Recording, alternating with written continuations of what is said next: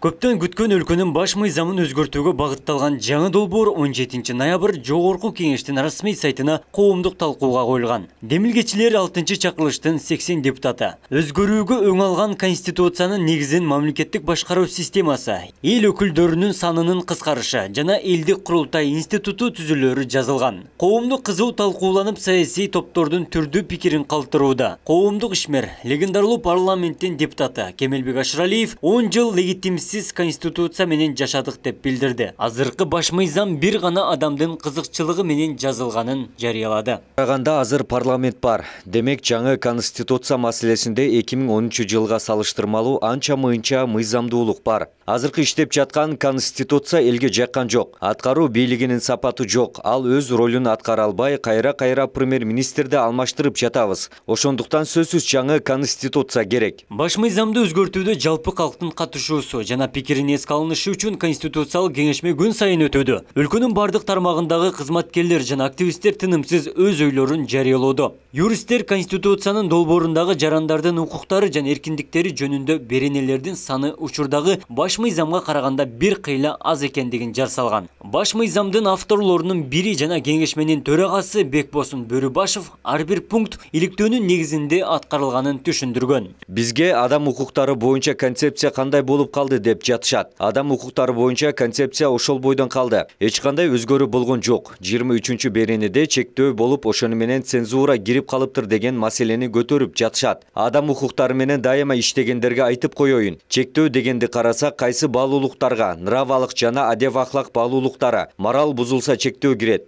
Адам укуктарын коргоонун жалпы декларациясында да адилеттикти талап кылган моралдык ченемдерге карата каршылык болбош үчүн чектөө кирет деп жазылып турат. Жаңы сунушталып жаткан мыйзам долбоорунда элдик бийлик катары элдик курултай институту түзүлүп, консультативдик жана координациялоочу орган катары бекитүү каралган. Институт президент, Жогорку кеңеш жана жергиликтүү өзүн-өзү башкаруу органдары менен байланышта иш алып барат. Курултайдын төрагасы Жогорку кеңештин спикеринин президенттин отчетун угууга мүмкүнчүлүк алат. Өкмөттүн жана анын түзүмүндөгүлөрдүн иштери боюнча сунуштарды киргизүүсү дагы белгиленген. Конституциялык өзгөрүүлөрдө Жогорку кеңештин түзүмүнүн санын тактоо маселеси да коюлган. Анда эл өкүлдөрүнүн саны 90-го кыскаруусу жана аларды 5 жылдык мөөнөткө шайлоо сунушталган. Негизги багыт катары мамлекет башчысы 5 жылдык мөөнөт менен 2 рет шайланууга мүмкүнчүлүк берилүүсү коюлган. Калктын калың катмары бул система 30 жылдан берки негизги талап экенин билдирүүдө.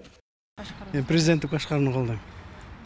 Себеби президенттик башкаруу дегенде бир адам жоопкерчиликте болот да. Парламенттик башкарууда өзүңөр көрүп атасыңар, 5-6 партия кирет экен дагы бүт тармактарды бөлүп алышат экен, эч кимсиз жоопкерчиликке берилбейт экен. Президенттик башкаруу отурумбуз бир адам жоопкерчилик болот дагы, бир кишиден талап кылганга мүмкүнчүлүктөр жогору болот.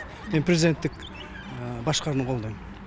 Парламенттик бийликтен президентский бийликке өткөнү бул жакшы нерсе. Бул эми элдин талабы. Президенттик башкарууну каалайбыз да.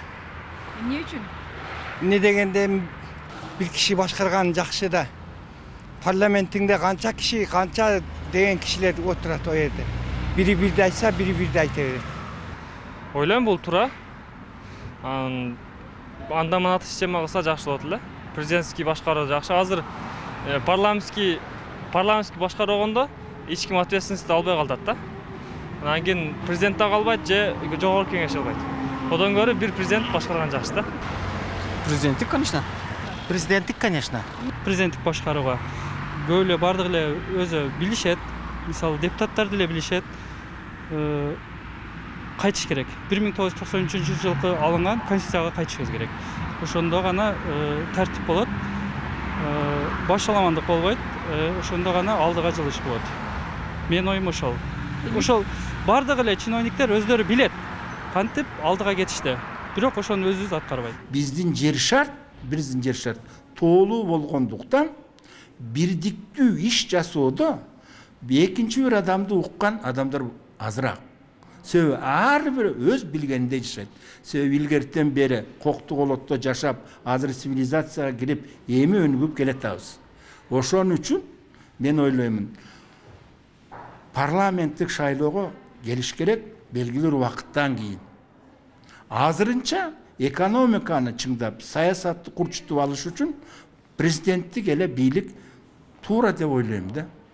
Ошон үчүн ушул жагын карап көрүшсүн.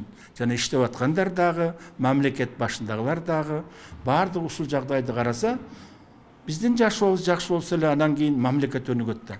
Мыйзам долбоорунда өткөнкү октябрь окуяларын өзгөчө эске алуусу белгиленген. Тарыхчы, коомдук активист Жолдошбек Бөтөнөев жаңы мыйзамдагы президенттик башкарууга өтүү сунушу эл талабы экенин айтат. Эгемен алгандан бери президенттик, парламенттик башкарууда жашаган эл тарыхый окуяларды эске алуу менен өлкөнүн өнүгүшүнө багытталган баш мыйзамды күтүп жатканын айтпасак да маалым.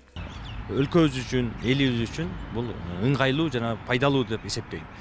Экинчи, баш мыйзамды өзгөртүп атканда курултай деген институттун киргизебиз деп аткандыгына келгенде менин пикирим бир аз башкачараак да.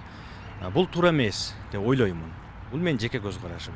Себеби курултай институту кыргыз элинде мурдатан болгон 19-18 кылымда жашаганыбыз жок. Ошон үчүн дүйнөлүк стандарттагы классикалык башкаруу институттарын колдонгонубуз дүйнөлүк коомчулукта да туура болот да. Эгемендүүлүктөн бери өзгөрүүнү эңсеген эл туруктуу өнүгүүнү күтүүдө. Баш мыйзам мамлекеттин жана ар бир жарандын укугун коргошу зарыл. Абдумалик Базарбаев, Самат Сейдемат уулу, Ош ТВ.